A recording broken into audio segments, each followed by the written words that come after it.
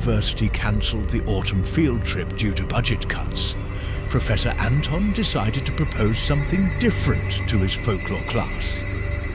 A group research weekend. The topic? Local legends and abandoned places. 10 students volunteered, more out of boredom than academic enthusiasm. They were young, curious, and excited by the idea of something thrilling. None of them suspected the house would change them all forever. The destination was a boarded-up Victorian manor, known to locals as the Larkspur house. Perched on a hill and hidden by gnarled trees, it had a reputation for being cursed. Stories about the place varied. Some spoke of a family who vanished in the 1920s. Others whispered about lights flickering in empty windows and music playing at midnight. We'll treat it like a live case study, Anton explained in the van. You'll interview locals, document findings, and spend one night inside. Just one. The group included Maya, the quiet observer with a journal always in hand. Ben and Lila, a couple obsessed with ghost hunting gadgets. Raffi, skeptical and sarcastic. Tasha, always filming for her horror YouTube channel. Jonas, the overconfident history buff. Amira, sensitive, empathic, often said to feel places.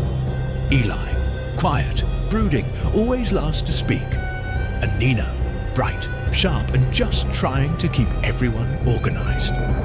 They arrived just before sunset. The manor loomed like a forgotten cathedral, its roof cracked, vines crawling up its sides, windows staring blankly. The front door hung slightly ajar, as if inviting them. "Let's document everything," Tasha whispered into her camera. "We're about to step into a place that hasn't been touched in decades." Inside, the air was heavy with dust and something harder to name. The wallpaper peeled like old skin. Furniture was frozen mid-life.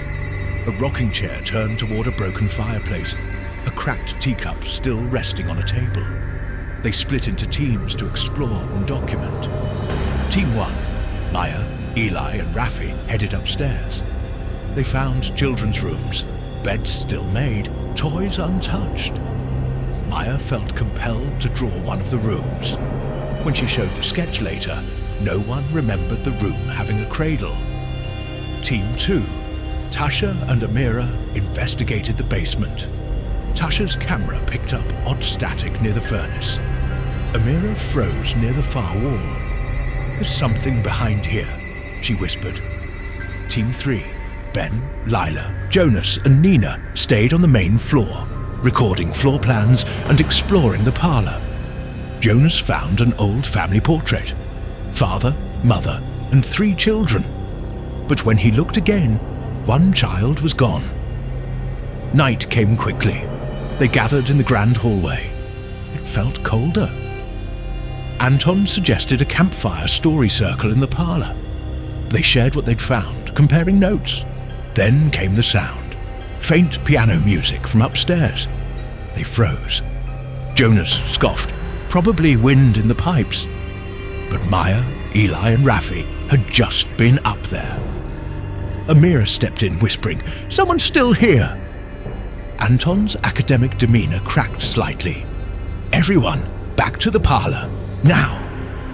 That night, they tried to sleep in shifts, but sleep didn't come easy. Maya dreamt of a girl in a blue dress offering her a cracked doll. When she woke, the same doll sat beside her journal. Ben and Lila swore they saw someone standing at the end of the hallway. Tall, unmoving, watching. Tasha checked her camera footage. The timestamp looped from 3:07 back to 3:06 again and again. Anton kept pacing. Something about the house disturbed him deeper than he admitted. At dawn, they prepared to leave. But the front door was gone. Not locked. Gone. Jonas ran to a side door. It opened into the pantry. Windows showed only fog, and behind it, nothing. "We're trapped," Nina whispered. Amira placed her hand on the wall.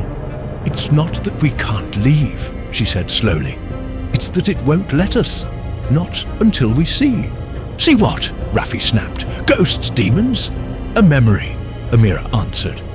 The house began to rewrite itself. The furniture moved when no one looked. Portraits changed. Anton found his name in the guest book by the door, under year 1924. "That's impossible," he muttered. They retraced their steps. Every hallway led somewhere else. In the attic, they found a nursery with a small coffin. On it was a nameplate, Amira. She backed away. "That's my name, that's my birthday." Jonas found a newspaper in the library. Headline, "University students vanish in local manor. Families grieve, no bodies found." Date, tomorrow. One by one, they began to see themselves in the house's objects. Raffi's voice echoed from a gramophone in a room he'd never entered. Tasha's camera now showed footage from angles no one had filmed. Eli sat by a mirror, and his reflection stayed behind when he stood. Ben and Lila argued, then went silent. By the third day, only Maya, Amira, and Nina remained fully aware. Anton began reciting notes to no one, caught in some loop. Amira began to write on the walls. "It remembers us. It's writing us in." Maya realized her journal pages were no longer blank. They were filled with stories. Nina found a photo album. Inside were pictures of all of them. On the seventh day, the door returned, just as it had been. Only Maya walked through. She turned once. The house was still. Everyone else had vanished. Back in her apartment, weeks later, she opened her journal. She hadn't written in it since. But there, in her own handwriting, was a final entry. "You never leave the house. You just forget you're still in it."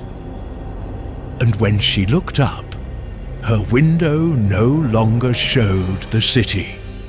It showed the hill, the house, waiting for the next visitor.